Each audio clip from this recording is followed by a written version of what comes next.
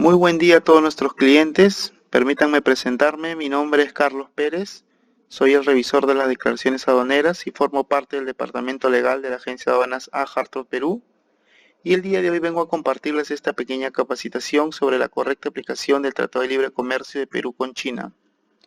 Este acuerdo es muy extenso, por lo que nos vamos a enfocar principalmente en el correcto llenado del certificado de origen. Aquí están los temas que vamos a tocar el día de hoy.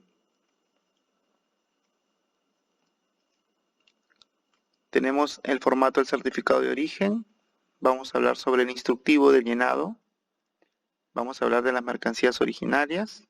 Aquí estamos hablando de las reglas de origen. Vamos a hablar sobre la expedición directa, sobre la rectificación del certificado de origen y la inclusión posterior, que quiere decir aplicar el trato preferencial posterior a la numeración de la DAM. Aquí, dentro de las consideraciones generales, tenemos que el presente procedimiento se aplica a la importación para el consumo de mercancías con preferencias arancelarias, quiere decir con mercancías negociadas, que se realizan en el amparo del TLC Perú con China. Muy bien, aquí tenemos tres tipos de certificado de origen. El de la izquierda, el anexo 5, es el formato oficial, el que está contemplado dentro del acuerdo, por lo que en ocasiones habrán visto estos certificados, los cuales no son válidos. Si nos damos cuenta en las columnas, podemos notar la diferencia y automáticamente podemos deducir de que estos certificados no forman parte del acuerdo, por lo cual no es correcta su aplicación. Vamos a revisar casilla por casilla de cada certificado, explicándoles un poco con mi experiencia. Nos dice aquí que el certificado de origen debe estar debidamente diligenciado en inglés y podrán parar una o más mercancías de un solo embarque. Esto está muy claro, esto es parte del instructivo. Y ojo que el certificado debe estar diligenciado en inglés al 100%. Aquí yo les he puesto la traducción del instructivo en castellano para que lo entiendan. Y obviamente aquí tenemos en este recuadro la casilla, que obviamente está en inglés.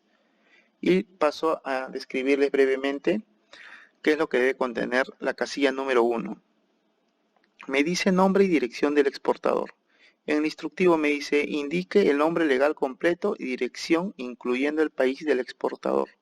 Aquí he puesto un ejemplo, he puesto una empresa que ha exportado una mercancía y obviamente tiene la razón social completa.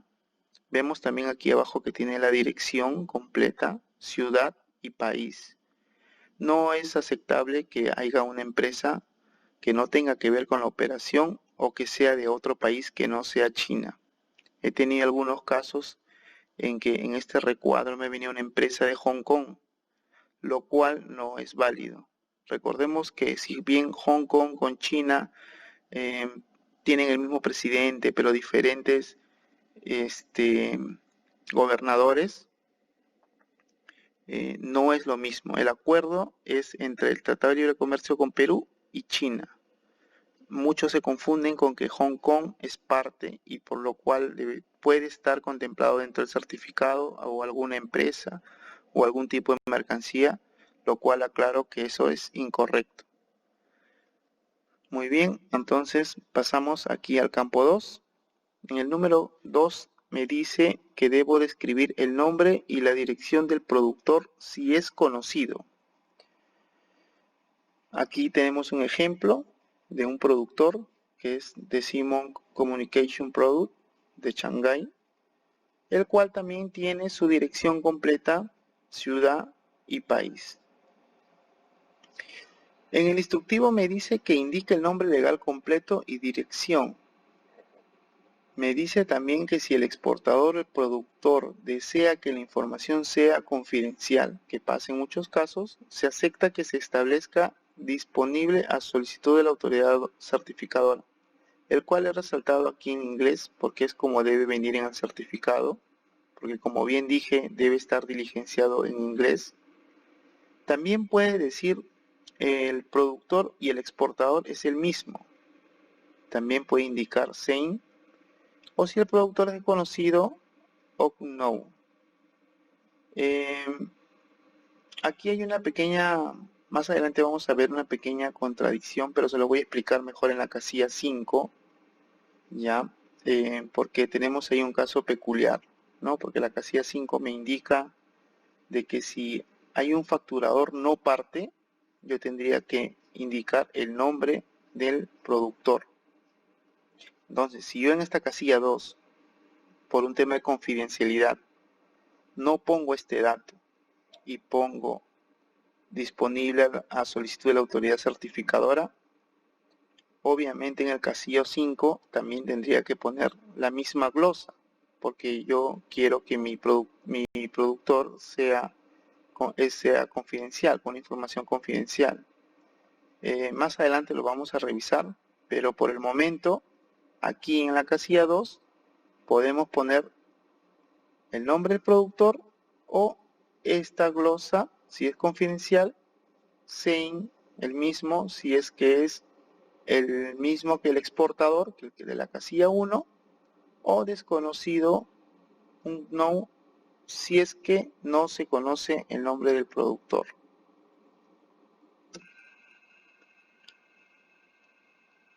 Pasamos al campo 3, donde me dice indicar el nombre legal completo y dirección del consignatario domiciliado en China o Perú. Aquí tenemos el nombre y dirección del consignatario, del cual he puesto un ejemplo, Mark Data. Ya tiene su dirección, la ciudad y el país. Aquí también podemos poner el RUC, podemos poner un correo, podemos poner el número de teléfono. Eso no invalida la casilla ni mucho menos el certificado. Pero sí hay que tener en cuenta que debemos poner la información correcta. Si yo voy a poner el número de RUC, tengo que poner el número de RUC que esté ligado a esta razón social. Si me equivoco en un dígito en el número de RUC, ya me invalida todo. Igualmente con el teléfono o la dirección del correo. Por eso es preferible y se aconseja que solamente se ponga la razón social, su dirección y nada más. Pasamos a la casilla número 4. donde nos indica consignar los medios de transporte y la ruta hasta donde se conozca. Aquí hemos tenido muchas dudas con muchos clientes, muchas aclaraciones. Bueno, no he tenido dudas yo porque este campo yo lo tengo clarísimo, lo hemos consultado con la aduana, tengo documentos que amparan a lo que yo les indico es lo que se debe hacer en este caso. Y el tema parece ser complejo, pero en realidad solamente es un tema de entender el por qué debo consignar aquí mi nombre de la nave que esté consignado en el vele o mi nave de transbordo. Aquí vamos a empezar por la fecha de salida, que debe ser la misma que la del documento de transporte. Estamos hablando de la guía o el BL. Más abajo estamos hablando del nombre de la nave y número de viaje, el cual debe coincidir con mi documento de transporte, si es que la fecha de mi documento de transporte es la misma, estamos hablando de la emisión, que la fecha de emisión del certificado de origen. Si mi fecha de certificado de origen tiene la misma emisión que la fecha del documento de transporte, tengo que consignar aquí la nave que indica en el BL. Si el BL me indica otra nave, estaría inválido. También si hubiera un transbordo y cambia de nave y mi certificado de origen se emite posterior al embarque a los 15 o 20 días, que normalmente suele pasar, yo tengo que consignar aquí la última nave o las dos naves, la de salida y la del transbordo, porque aquí me dice medios en plural, de transporte y ruta hasta donde se conozca. Bueno, la ruta está aquí y obviamente debe ser de cualquier puerto de China a cualquier puerto del Perú. Entonces, tengamos en claro de que, aquí estoy poniendo un ejemplo, como bien dice acá, si el CEO es emitido retrospectivamente, quiere decir posterior al embarque, habría que ver el momento de la emisión del CEO. Aquí estamos hablando de un tema de fechas, de emisión de BL y emisión de certificado de origen.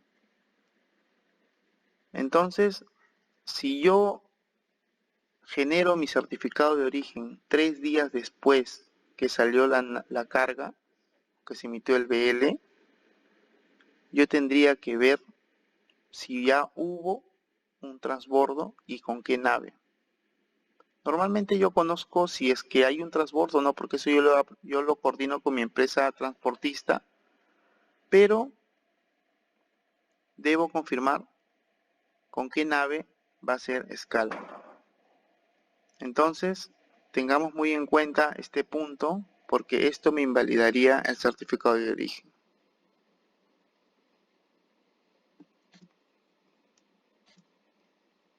Vamos a hablar sobre la casilla 5. Aquí me dice que debo indicar cualquier dato en las observaciones. Puedo poner mi número de carta de crédito, o puedo poner mi factura pro forma, o mi número de referencia, o algo un documento que acredite, un documento que acredite comercialmente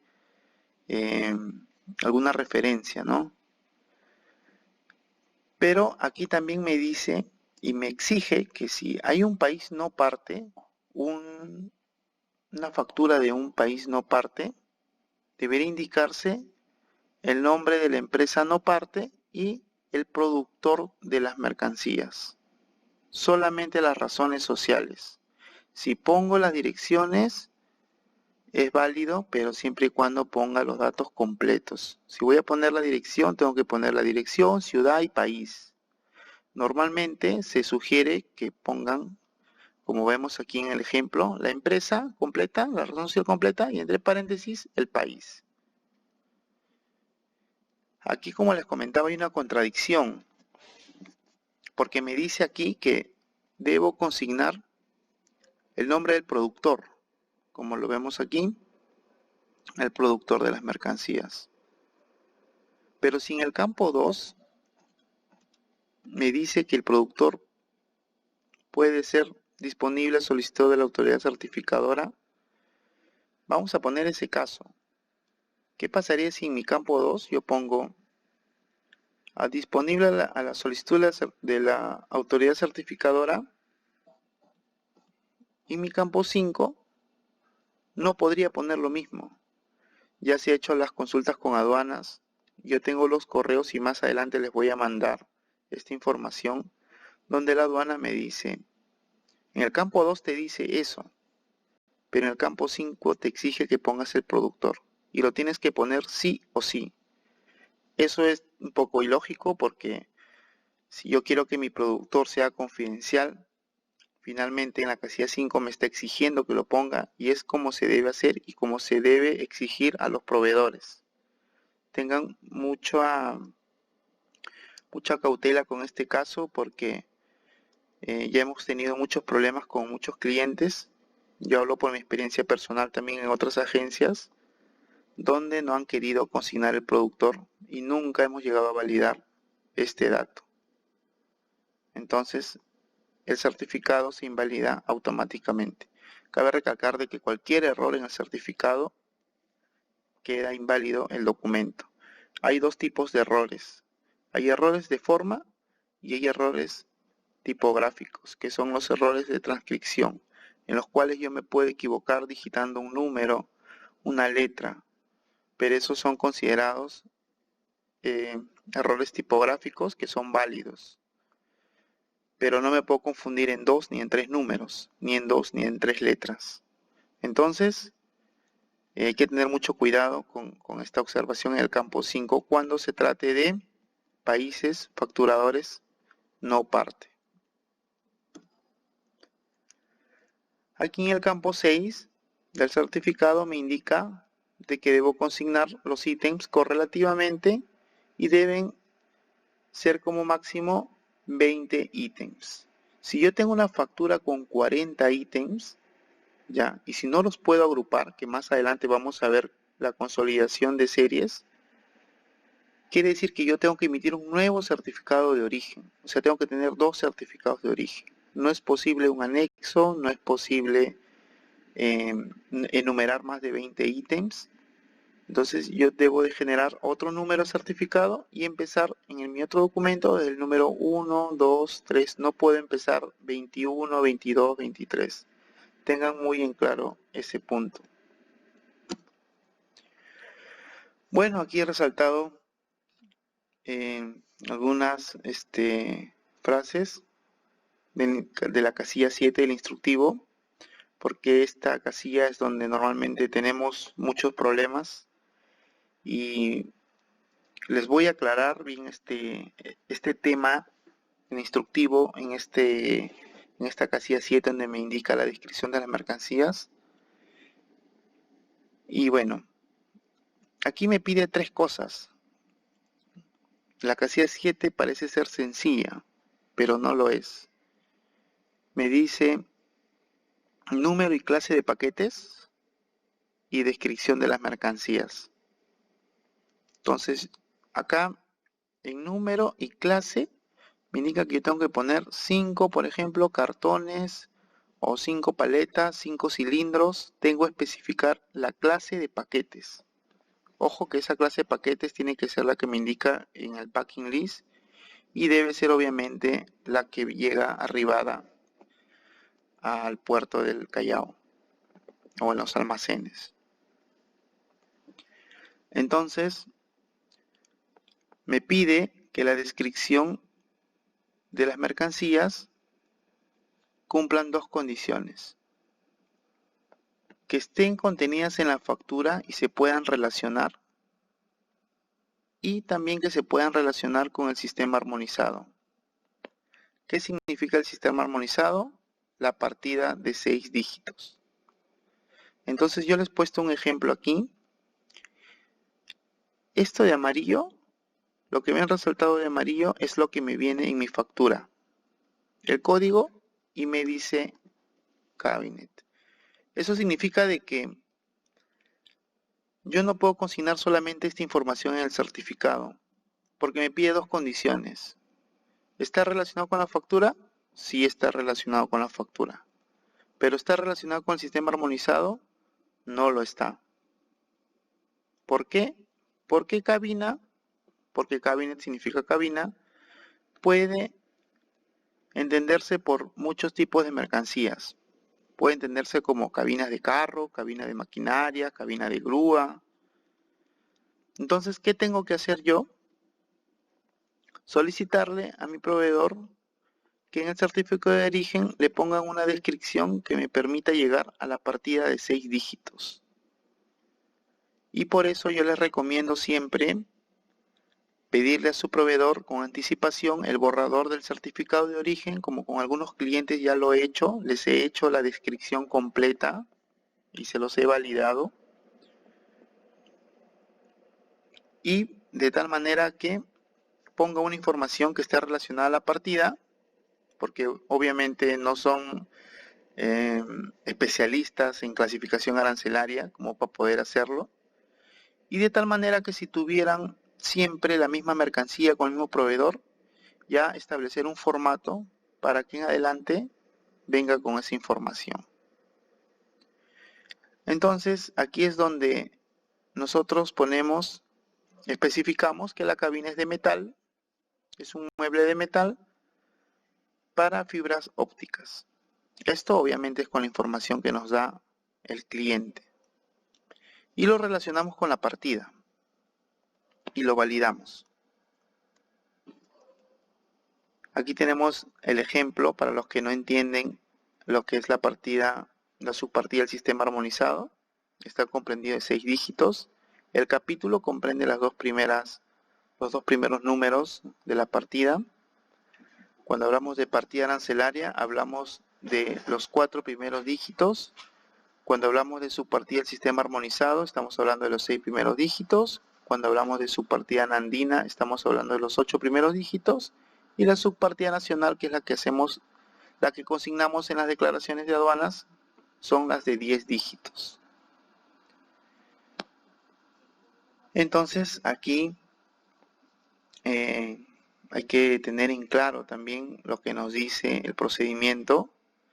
Les voy a leer el extracto. Dice, si el certificado de origen no consigna la información requerida o la consigne con errores, estamos hablando acá de la descripción de las mercancías, si está mal, ojo, y nuevamente aclaro, la descripción debe estar relacionada con la factura y con la partida.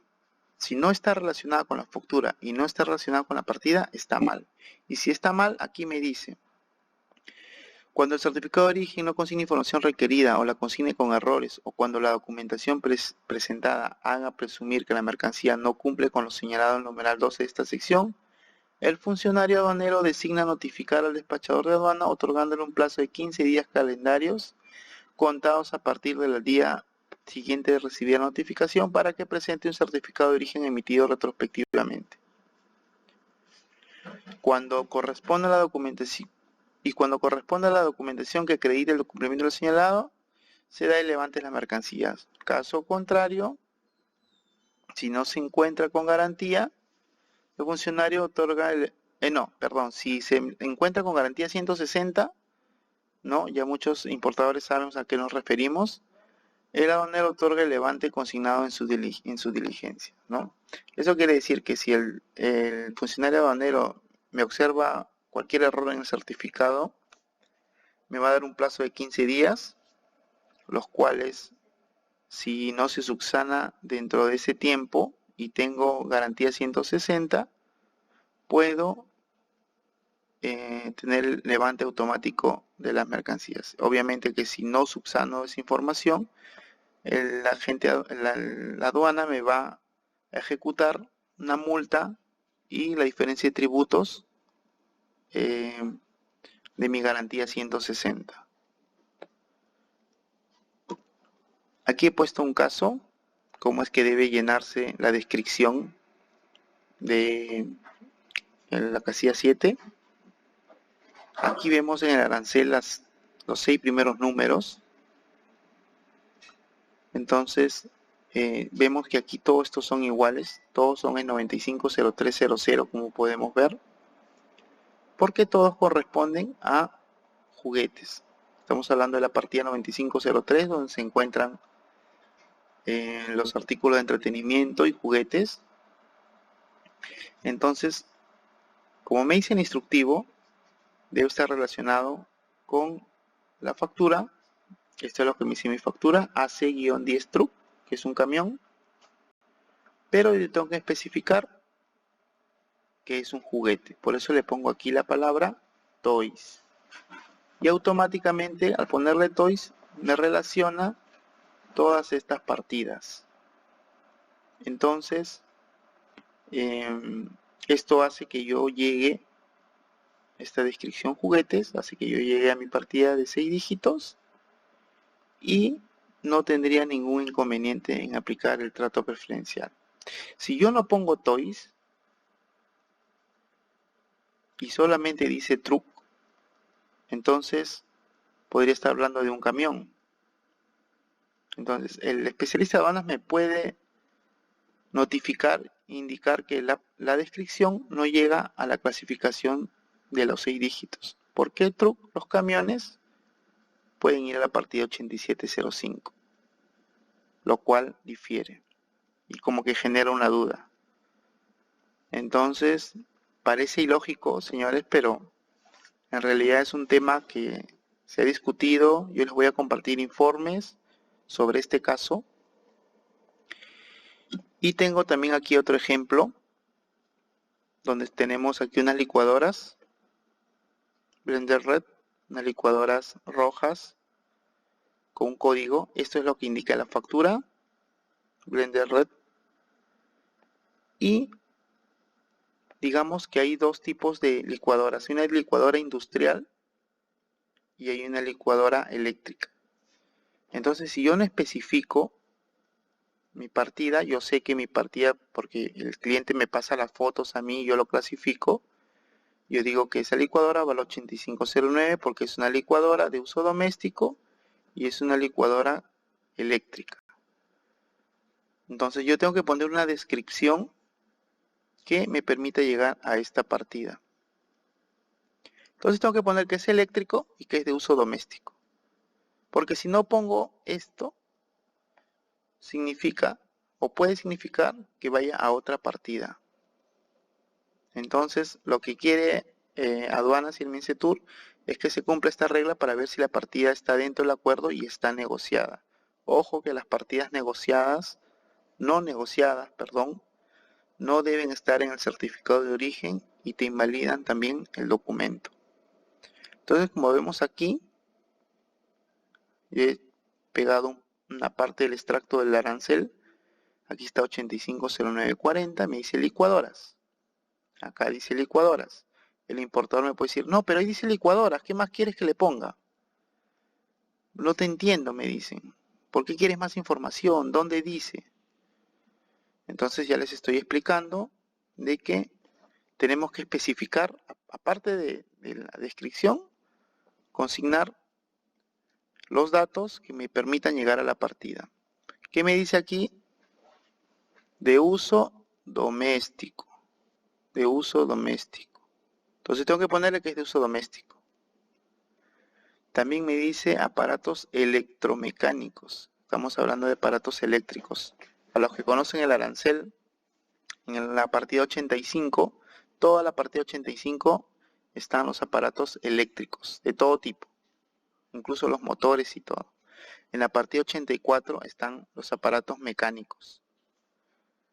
Entonces, yo tengo que especificar esta información.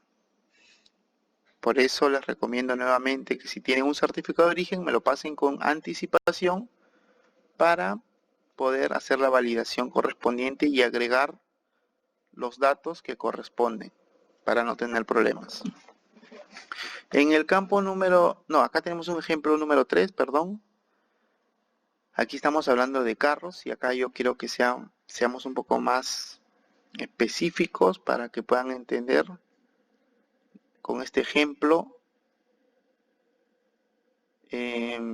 Tenemos aquí la partida 870323. Acá tenemos una Sportage, una camioneta para los que conocen. Obviamente en la factura nunca te ponen camioneta Kia Sportage, solamente te ponen el código, el modelo y el color. Les voy a poner un ejemplo, señores, y les voy a citar una consulta que hizo la Asociación de Agentes de Aduana sobre un caso. La Asociación de Agentes de Aduana le hizo una consulta al Mincetur. Les indicó de que si tienen un refrigerador con un modelo específico que es un modelo universal, ¿por qué tienen que consignar toda la descripción aquí? Yo se lo voy a poner en el caso de este auto. Digamos, la aduana le dice, si yo sé que Sportage y marca Kia es un modelo de carro que todos conocemos cuando entramos a la página web, a ver las fichas técnicas en la página web y todo, los autos Sportage tienen 5 asientos, todos son de 2000 centímetros cúbicos, todos son de gasolina, no hay ningún Sportage de petróleo, ni ningún Sportage con 2400 centímetros cúbicos, ni con 10 asientos. Todos los modelos Sportage tienen ciertas características ya preestablecidas y eso no va a cambiar. Entonces, ¿por qué yo tengo que agregar más información? Entonces la aduana le responde claramente de que tienen que ceñirse al procedimiento y el procedimiento te dice que tienes que poner la descripción de acuerdo a la factura y a la partida del sistema armonizado. Yo, como les digo, les voy a compartir este documento para que lo vean, para que no me digan, pero si mi campana extractora con este modelo ya se supone que debe ser de tal, de tales, qué sé yo, de tal potencia, no, no se supone. La información tiene que estar en el documento. Entonces, es por eso que aquí, en el tema de los carros, por ejemplo, se especifica que es un carro, se especifica que es a gasolina, se especifica que es de 2000 centímetros cúbicos y de 5 asientos. ¿Por qué? Porque la partida me dice los automóviles, excepto el 8702. En la 8702 tenemos vehículos de más de 10 asientos. Entonces,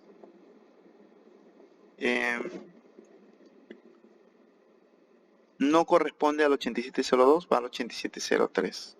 ¿Por qué? Porque dice 5 asientos. Me dice que es a gasolina, porque acá me dice en la 8703, bueno, aquí en esta nota de su partida me dice de que acá van todos los vehículos de encendido por chispa, que significa gasolina. Y más aquí, líneas abajo, me dice que van los vehículos a compresión. Entonces yo tengo que especificar por eso el combustible. Es por eso que tengo que poner que es a gasolina. Y si vemos más a detalle, si se dan cuenta, la partida de 6 dígitos, uno termina en 21, en 22, en 23. ¿Por qué yo tengo que especificar este dato? Porque tiene que encajar con la 23. Aquí en la 23, si se dan cuenta donde empieza, dice de cilindrada superior a 1500, pero inferior a 3000. Si yo no pongo la cilindrada, no puedo especificar. Puede ir aquí, en la 23, puede ir en la 24. Entonces no cumple con que la descripción me conlleve a la partida. Entonces tengo que poner los datos específicos y ustedes dirán por qué es así, si antes no era así. Es que les explico. He tenido la oportunidad de trabajar en agencias donde hemos tenido reuniones con personal del MINCETUR, aclarando estos temas que son muy importantes, porque como verán, yo les pongo este ejemplo porque hemos trabajado con cliente Kia que trae 8 o 10 millones de dólares y sus cargas liberan de Corea, porque este requisito también es con Corea, es con muchos países, con Estados Unidos, salvo con el Mercosur. En todos estos acuerdos con Japón, Corea, China, nos dice que la descripción debe ser con la factura y con el sistema armonizado. Entonces, si hablamos de 8 o 10, una liberación del 6% del valor en acero de 8 a 10 millones de dólares, equivocarnos en tener ese tipo de errores nos puede conllevar a una exorbitante multa, porque estamos hablando del doble de los derechos dejados de pagar. Entonces imagínense, es por eso que con sumo cuidado nosotros hemos hecho consultas, tenemos opiniones técnicas y se las voy a compartir como les comenté, pero tenemos que cumplir con los lineamientos si no queremos tener problemas, porque ya tenemos claro cómo es este tema.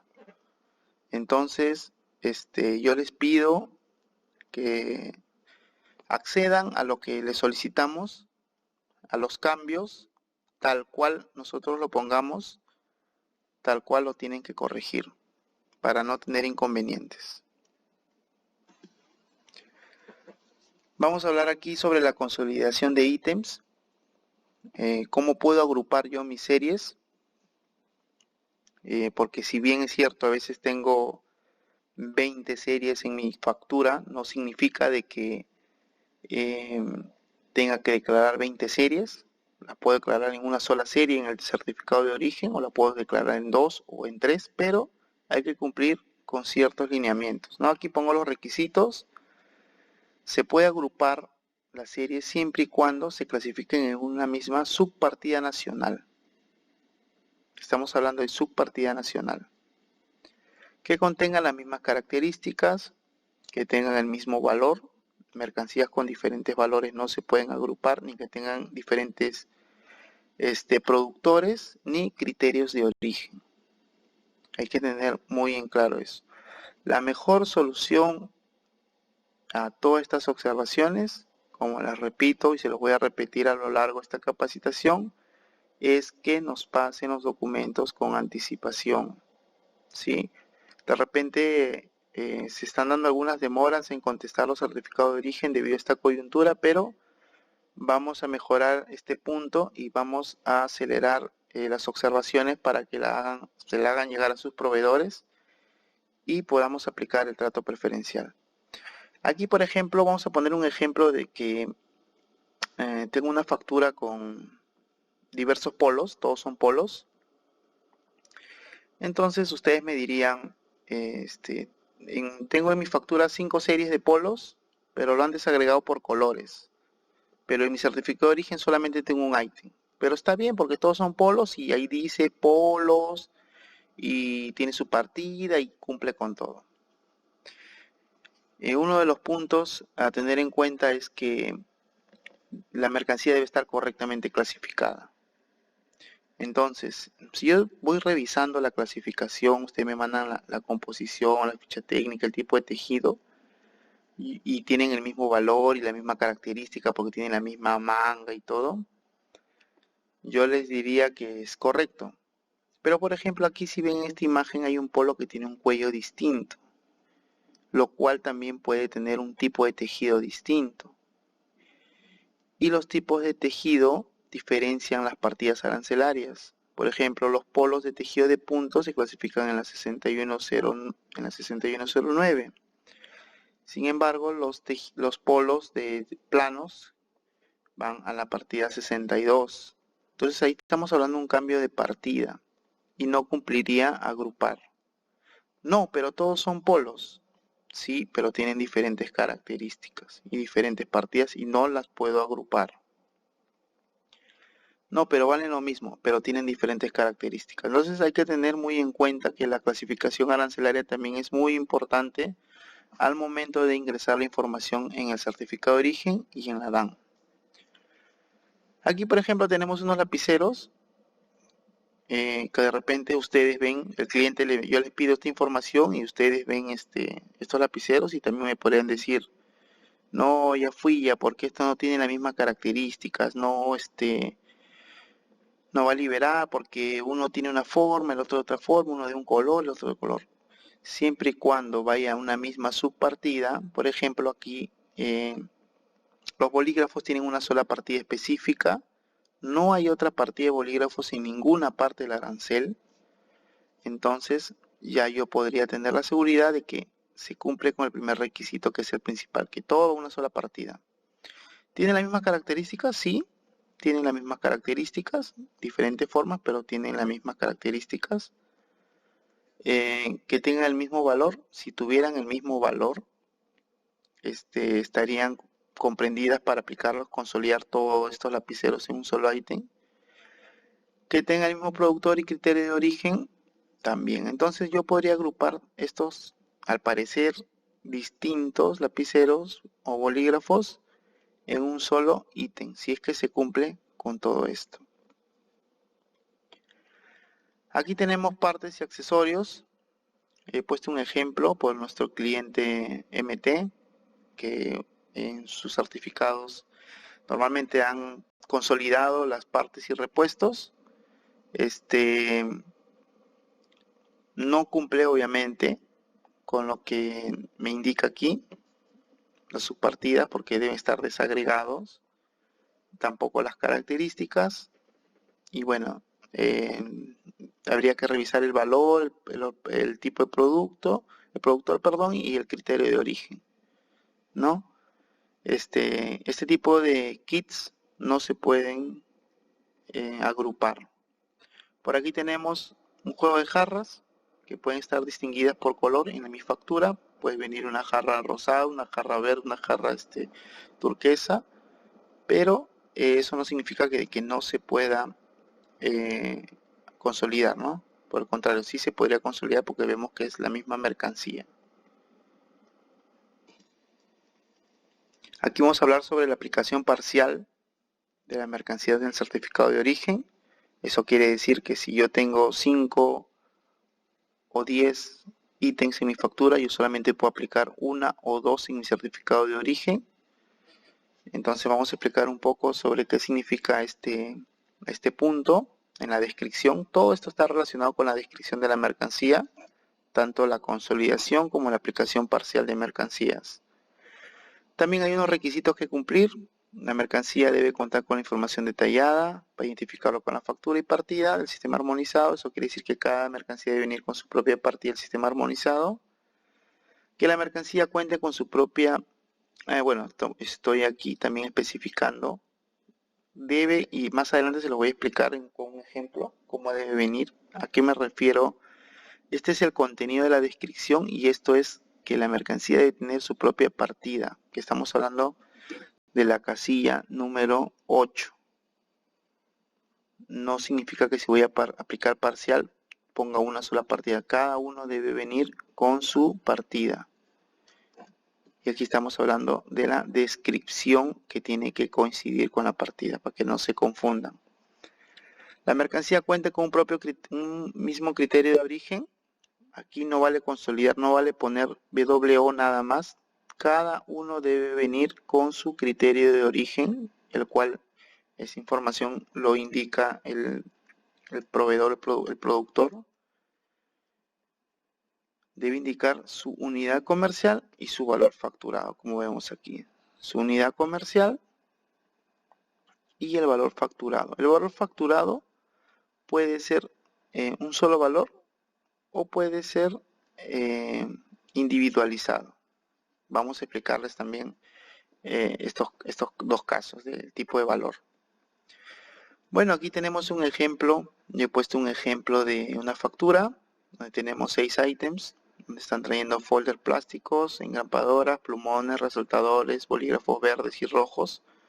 Como les dije, esto debe estar diligenciado en inglés, por lo que hemos puesto la información en inglés.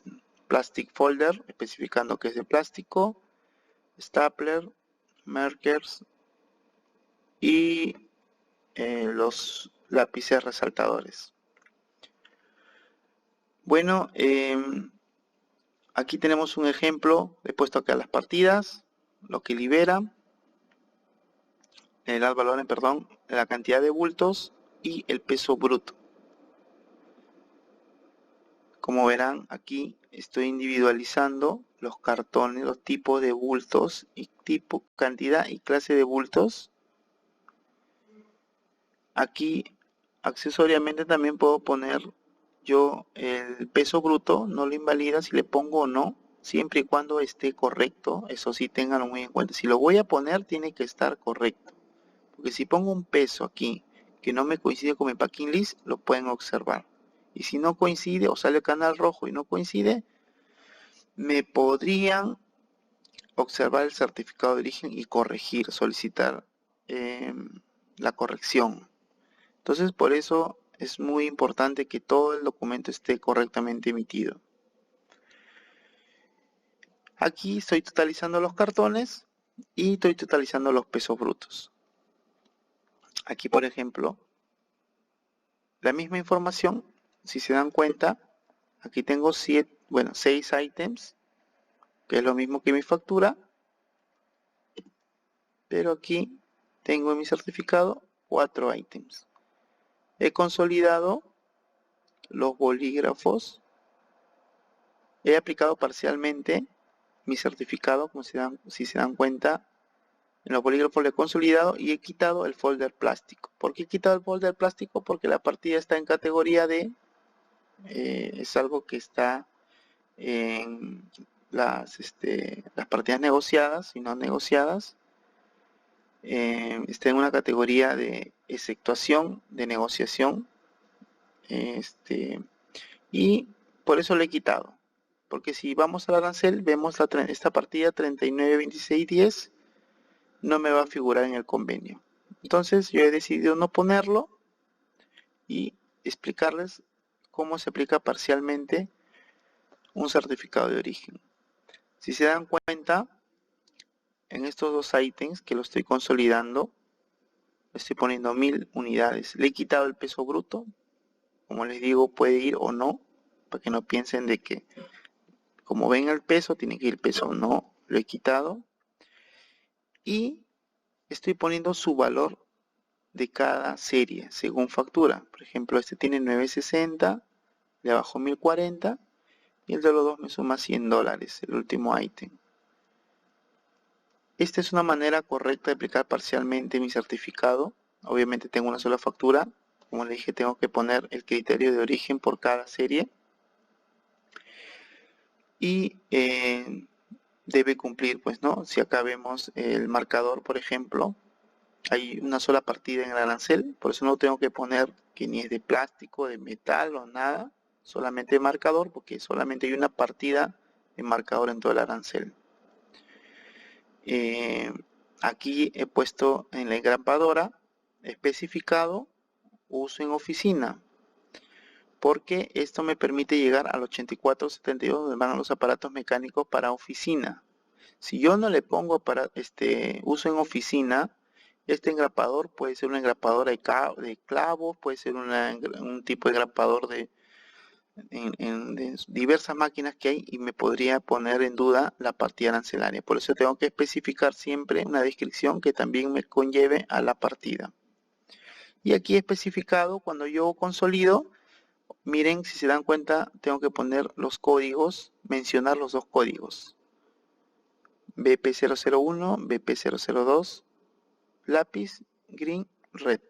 Simple, así de simple. Entonces, aquí vamos a ver en la casilla 8 las partidas negociadas y como se darán cuenta, dentro del acuerdo se negociaron una lista de partidas, las cuales en nuestra sexta enmienda se han agregado nuevas partidas. Por ejemplo, esta partida 9620, si se dan cuenta, comparamos 9617 termos y demás recipientes. Aquí también dice termos y demás recipientes. Estas son las partidas negociadas. 9618 dice maniquís, y mi arancel también tengo maniquís. Después nos pasamos a la 9619. Como se dan cuenta, no está contemplado ni la 9620, que es una nueva partida que se aperturó para los monopié, para los trípodes.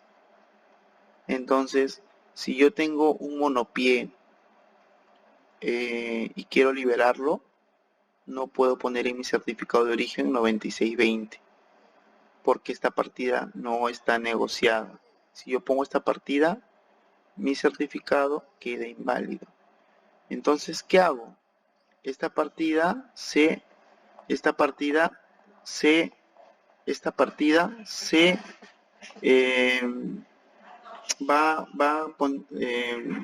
no va a estar dentro del acuerdo.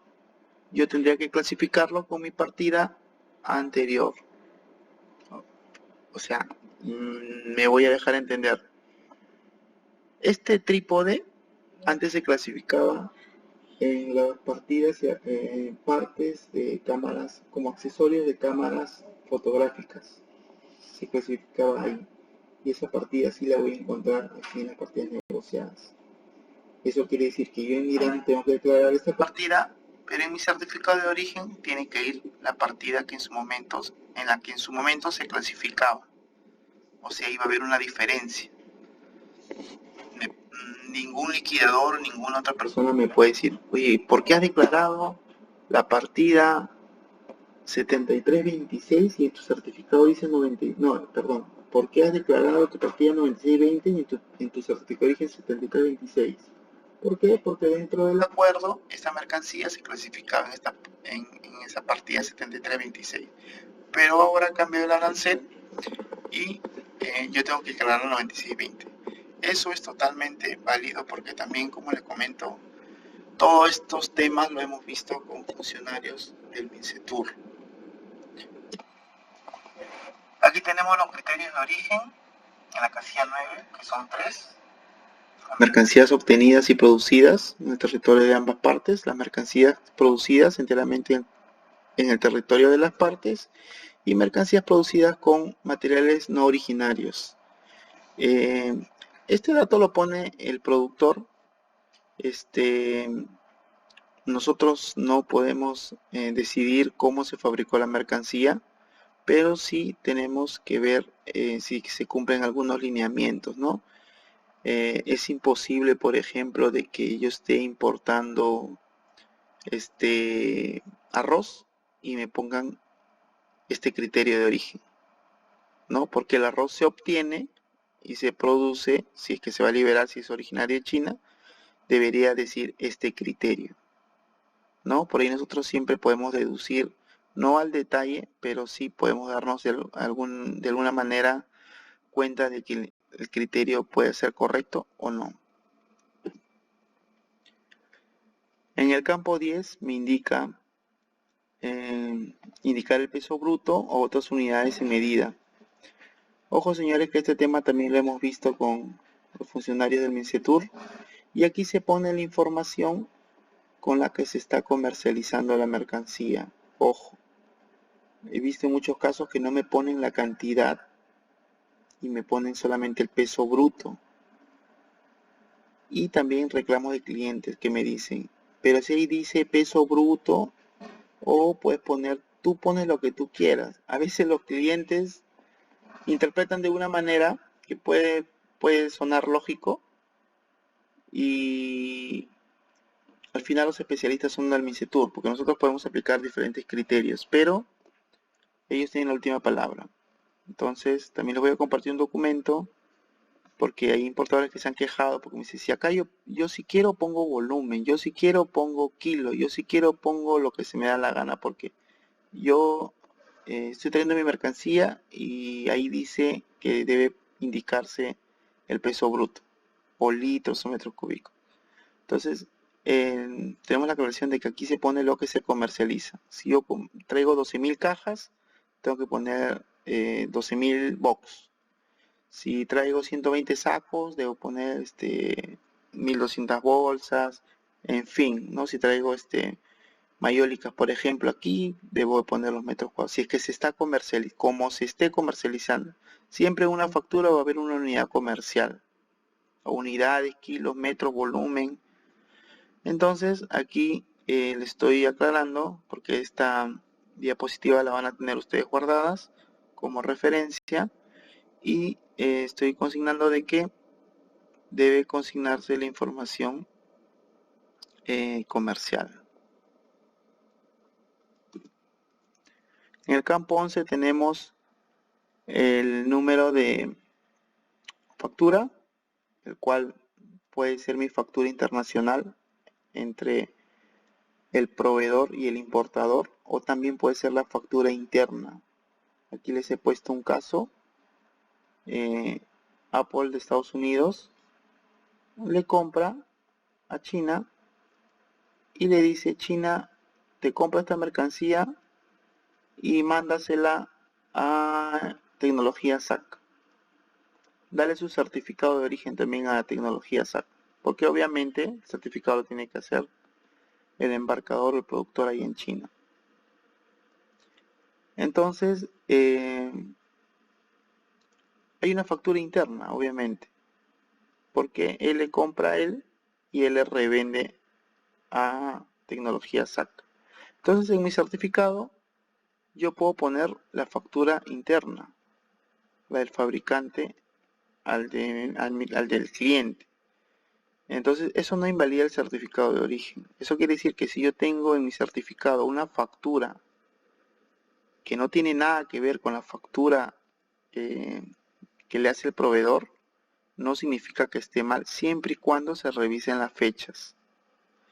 Este tema también lo vamos a aclarar más adelante, porque es un poco, digamos, difícil de entender, porque aquí estamos hablando de las fechas.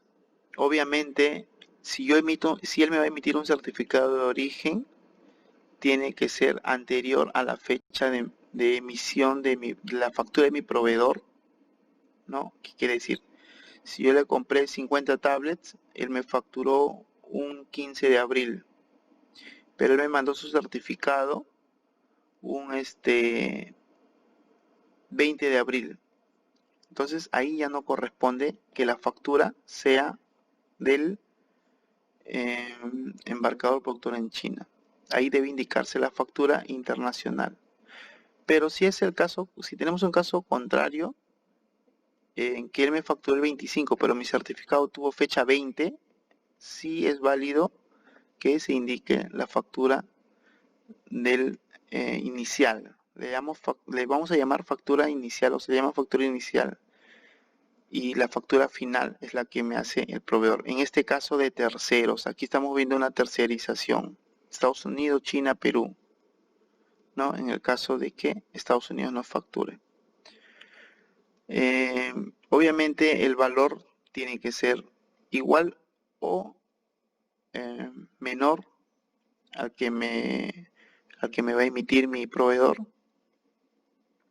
Porque ¿qué pasa si él me factura 9.160 con la factura interna y mi factura del proveedor es de 8.500? No podría ser, por ejemplo, en este caso, porque ellos tienen que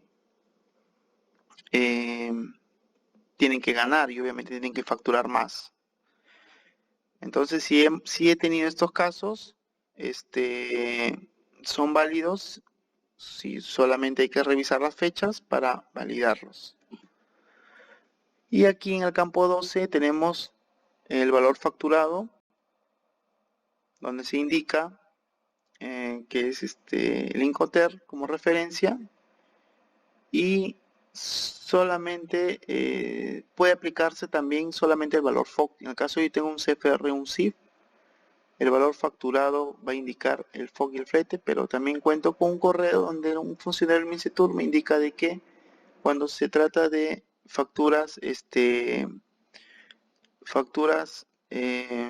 Incoterm CFR o CIF, puede o se entiende de que debe declararse el valor FOB de las mercancías.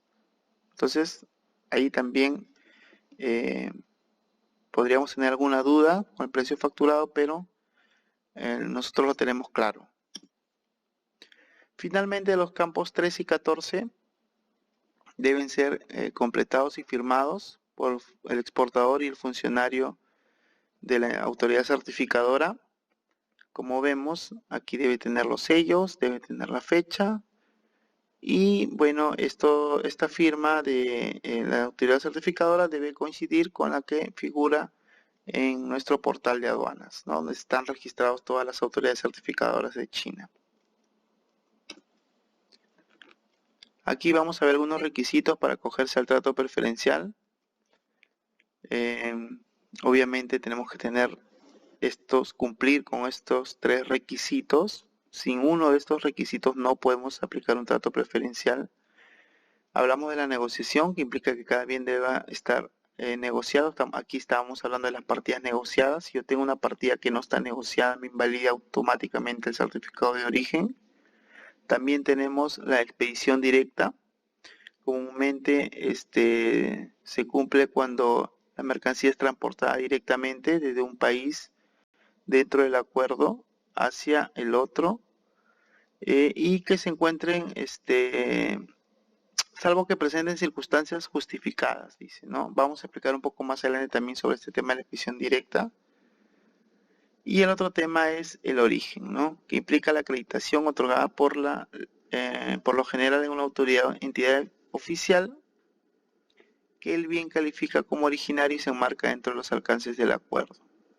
Tiene que cumplir con estos 3 requisitos. El tema de la expedición directa es un tema muy también un poco extenso, pero a la vez muy claro, en que tiene que cumplirse con el transporte directo. Y en el caso que hubiera tránsito o transbordo, tenemos que adjuntar alguna documentación que sustente que las mercancías no tuvieron manipulación ni ningún tipo de acondicionamiento o reempaque, ¿no? Vamos a verlo aquí.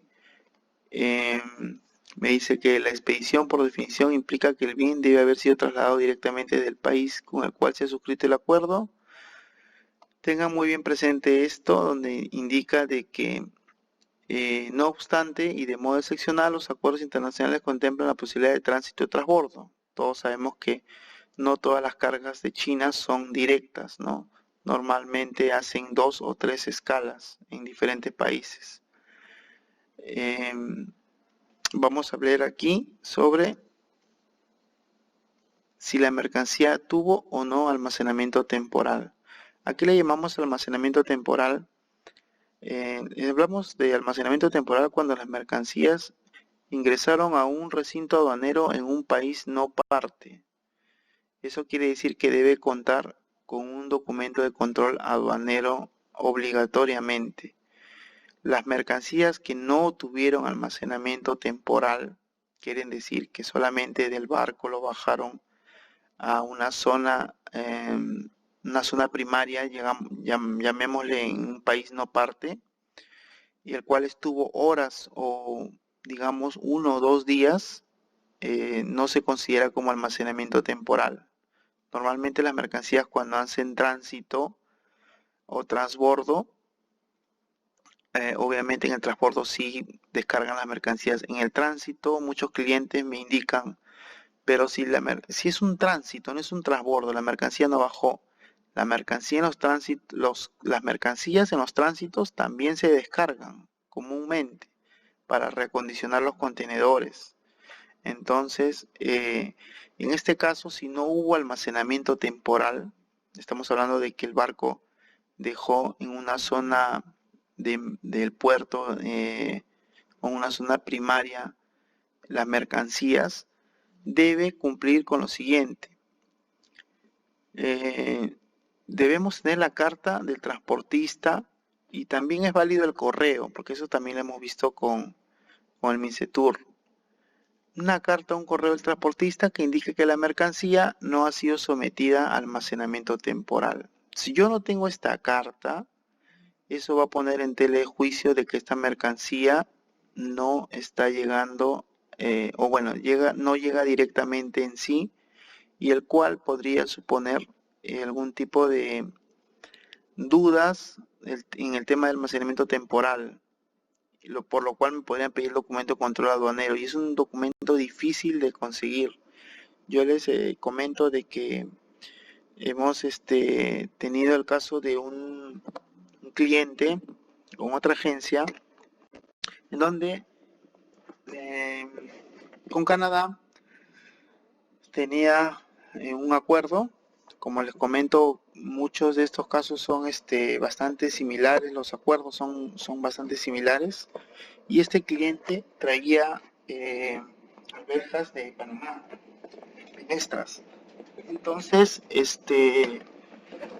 lo que pasó fue que él no sabía que su mercancía hacía tránsito en México, y esta mercancía entraba a un almacén temporal hasta que llegue otro buque y lo embarque hacia aquí, hacia el Callao. Entonces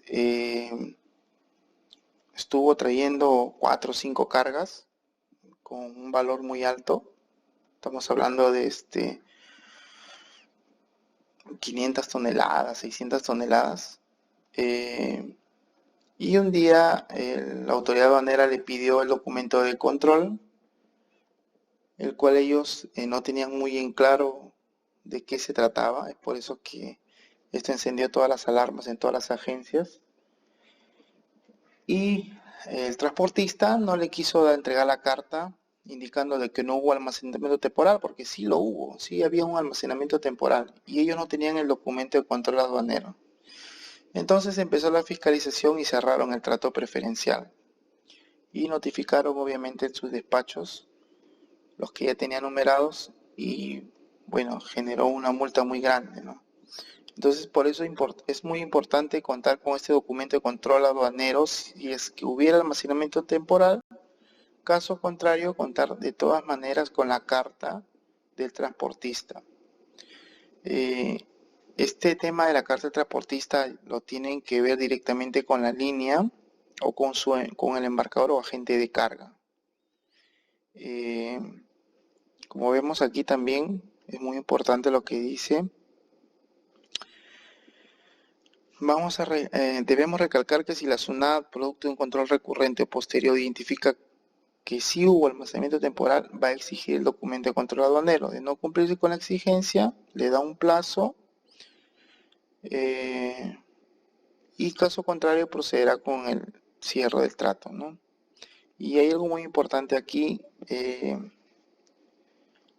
donde nosotros como agentes de aduana nos vemos perjudicados en todo sentido, porque como bien dice aquí el procedimiento, la sanción será impuesta al agente de aduana y afectará también a su categorización para renovar el permiso de operador de comercio exterior por los siguientes 3 años. Eso quiere decir que si yo aplico mal un certificado de origen, la multa la va a pagar el agente de aduanas, no la paga el cliente, la paga el agente de aduanas y va a afectar en su categorización. Esto está categorizado en la tabla de sanciones como una falta muy grave, la cual, si acumulamos 2 o 3 en el año, nos pueden quitar el permiso de operar como agentes de aduana por los siguientes 3 años. Entonces es muy importante el momento de adjuntar la documentación, de que todo esté correcto. Es por eso que nosotros les exigimos al pie de la letra cómo es que tiene que estar el certificado de origen y bueno, ustedes tienen que cumplir con los lineamientos para que no nos perjudiquen.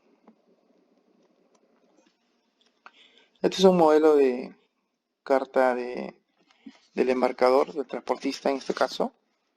Como ven aquí detalla dónde fue la nave, en qué puerto, de dónde salió, por qué puertos pasó, ¿no? Acá he puesto un ejemplo de una carta de un TLC de Estados Unidos, pero es lo mismo, ¿no? Acá solamente tendría que decir puerto de Shanghái, que pasó por el puerto de México, Manzanilla, Brasil, qué sé yo.